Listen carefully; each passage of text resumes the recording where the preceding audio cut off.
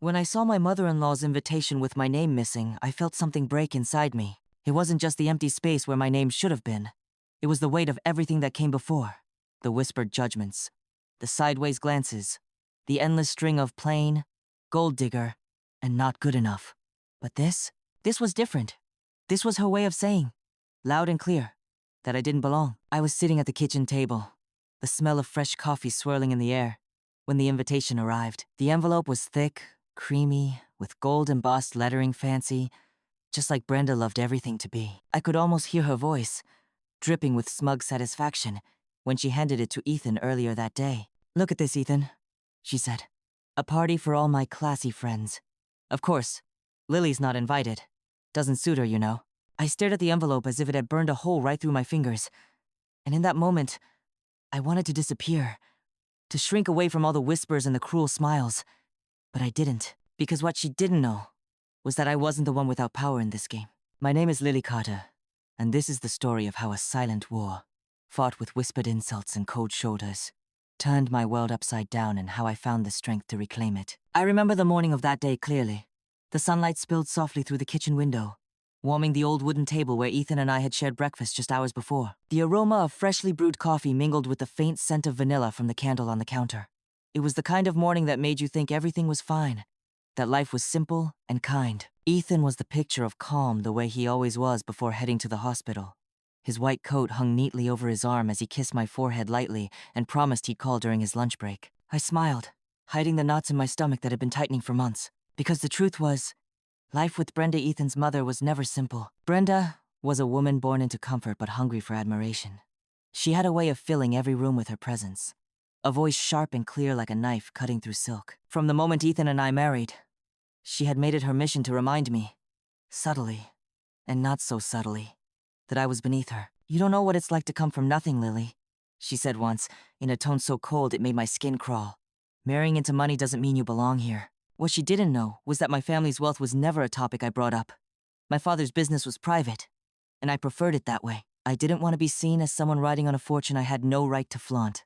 I married Ethan because I loved him, his gentle hands, his honest laugh, and the way he looked at me like I was the only thing that mattered. Our home was modest but filled with warmth. The creaky floors bore the marks of years spent building a life together, scratches from the dog's playful paws, the soft hum of the radio playing old jazz on Sunday mornings, the scent of cinnamon when I baked bread. Ethan worked long hours, but he never missed our nightly dinners. We'd talk about the small things, his patience, the latest book I was reading, plans for the future. It was simple, imperfect, and real. Yet beneath that simplicity was a tension I couldn't shake. Brenda's disapproval hung over us like a storm cloud, silent but heavy. Every visit felt like walking on thin ice. Every word weighed and measured. I tried to ignore the signs at first, the way Brenda's eyes would flicker with disdain when I entered a room, the sharp comments masked as jokes. But the cracks began to show when she started excluding me from family gatherings, inviting me to nothing, and praising her classy friends in front of me like I was invisible. It was the invitation, or rather, the lack of it, that shattered the fragile peace. The party was at one of the most exclusive hotels in the city, a place known for its grandeur and elegance. Brenda's idea of the perfect stage to flaunt her status and crush anyone who didn't fit her image. But what she didn't know was that my father owned that very hotel. I felt a strange calm wash over me as I looked at the invitation, a flicker of something fierce beneath the hurt. I called my father that afternoon. "Dad," I said softly, trying to keep my voice steady. "There's a situation. Brenda's having a party at your hotel without me. She's racking up a huge bill she can't pay. I want to talk about what we can do." There was a long pause on the other end before he replied, voice steady and low. "Let me handle it, Lily. Sometimes, power lies in unexpected places." That night, I sat beside Ethan, who was exhausted from his shift. I held his hand as I told him everything, Brenda's cruel exclusion, her attitude, the party. I showed him the invitation, and the subtle cuts that had become so familiar in her words. Ethan's jaw tightened. I saw the hurt in his eyes, not just for me, but for the mother he wished could be different. "We're in this together, Lily," he said softly. "I'll make sure she understands that we're not the ones to underestimate." And so began a quiet storm, a battle fought not with shouts or threats, but with quiet dignity and unexpected strength. The days that followed were a strange mix of calm and tension, like standing on the edge of a calm sea before a storm. I carried on with my routine morning runs through the park, the scent of wet earth and dew fresh in my lungs.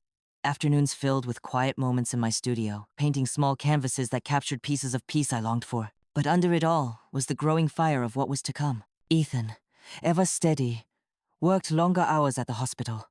The soft hum of medical machines, the distant murmur of patients and doctors, it was his world, and he wore it like armor. Yet I saw the strain in his eyes when he came home, the silent weight of a son caught between loyalty and love. Brenda, on the other hand, was oblivious to the reckoning brewing behind closed doors. She continued to throw her lavish parties, surround herself with classy friends whose laughter echoed like sharp knives, and brandish her superiority like a crown. One afternoon, I received a call from the hotel manager, a careful, almost nervous voice, informing me that Brenda and her friends had racked up an enormous bill, far beyond what she could cover.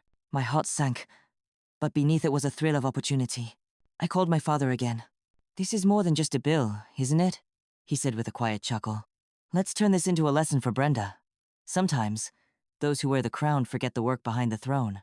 The night of the party arrived, and Brenda was radiant in a gown that sparkled like a star. Her smile was sharp, practiced. She moved through the crowd like a queen surveying her court, oblivious to the trap being quietly set. What she didn't expect was that when the bill came due, she would have no choice but to face the consequences. A week later, Brenda and her friends found themselves back at the hotel, this time not as guests, but working, washing dishes, scrubbing floors, and cleaning tables. The luxury that had seemed endless was stripped away, replaced by the humbling reality of hard work. I watched from a distance as her friends, once so eager to flaunt their wealth, stumbled through their tasks with disgruntled expressions. Brenda herself was silent, the proud woman reduced to a worker alongside those she had once dismissed. Ethan confronted Brenda soon after. "I've seen the messages, heard the things you've said," he told her quietly, eyes steady. "You've hurt Lily and you've lied. I won't support this anymore." The weight of those words fell heavy between them. Brenda's luxurious world began to crumble. With her financial support cut off, Brenda was forced to move out of the spacious home she once owned. The grandeur she clung to was replaced by a small, modest apartment filled with echoes of a life she once had but no longer. Through it all, Ethan and I grew closer, preparing for the arrival of our baby. We dreamed of a future free from the shadows. Brenda cast a home filled with love, humility, and respect. The first time Brenda showed up at our door after everything had changed, I was holding a mug of chamomile tea, the steam curling like soft whispers between us. Ethan was beside me, his hand resting lightly on my belly, the gentle curve that reminded us daily of the new life growing inside me. Her knock was hesitant, almost fragile, unlike the usual sharp demand that had once filled our home with tension. When I opened the door, Brenda stood there, not the queen of grand parties or lavish dinners, but a woman stripped bare, carrying the weight of her own pride broken, and her world turned upside down. I wanted to talk," she said, voice quieter than I remembered. I nodded, stepping aside. There was no room for anger now, not with a baby on the way, and a heart growing wiser through the pain. Looking back, I realized how much the battle had changed us all. Brenda, once untouchable in her arrogance, was forced to face the reality she had long ignored, that kindness and respect could never be bought, and that true worth came from within. Ethan was no longer the son caught between two worlds, but a man who had found his voice, standing firmly beside the woman he loved. And me? I was learning that strength could be quiet, that revenge didn't need to burn bridges but could rebuild them with honesty and dignity. The apartment Brenda moved into was small, yes, but it was hers, to reclaim a place where she could start over without the weight of false pride dragging her down. We kept our distance, but I made sure she knew the baby would never carry the burden of her bitterness. Every morning, I woke to the soft creak of the crib, the faint smell of baby powder mingling with the sun filtering through the curtains. Ethan's laugh would fill the room as he chased me with tickles, the tension of the past slowly dissolving in the warmth of our little family. I often thought about the lessons hidden in those difficult days, how easy it was to judge, to dismiss, to build walls around ourselves, but harder still to tear those walls down and see the people beneath flawed, frightened, searching for love just like anyone else. The morning I found out I was pregnant, the world felt both lighter and heavier at once. Lighter because hope had a way of settling into the cracks left by pain, and heavier because the responsibility of shaping a life, free from the shadows that had haunted mine, suddenly became so real. Ethan and I sat in the quiet kitchen, the sunlight warming the worn table between us. His hands trembled slightly as he held mine, a rare crack in his usually steady demeanor. "This baby," he whispered. "It's our fresh start." I nodded, feeling the weight and promise of those words sink deep. But even as we embraced this new chapter, The echoes of Brenda's bitterness lingered like a shadow in the corner of every room. We had made the difficult decision to distance ourselves from her, to protect the peace we'd fought so hard to create. She had become a cautionary tale, a reminder of how pride and cruelty could isolate even those closest to us. One afternoon, I caught a glimpse of Brenda through the window of a small cafe. She sat alone, her eyes distant, tracing patterns on the table with a trembling finger. It was a moment of stark clarity that beneath the layers of anger and regret was a woman who had lost her way. I didn't know if forgiveness was possible, or even deserved, but I understood then that everyone's story was more complex than the parts we saw. Ethan and I focused on building a life grounded in love and respect. Our home, though modest, was filled with laughter, the scent of fresh flowers, and the soft lullabies I sang late into the night. When our baby was born, the first cry was like music, a promise of new beginnings and healing. Holding that tiny life in my arms, I understood more deeply than ever that family was not defined by blood or wealth, but by the love and choices we made. It wasn't until the hospital lights dimmed and the world outside slowed to a hush that I allowed myself to breathe fully. Holding our newborn baby, the soft weight against my chest, I felt an overwhelming surge of emotions, relief, hope, and a quiet determination I hadn't known I possessed. Ethan sat beside me, exhaustion written across his face, but his eyes shone with something fierce and protective. He reached out, fingers trembling as he brushed a stray hair from my forehead. "We did it," he whispered. "We made it through."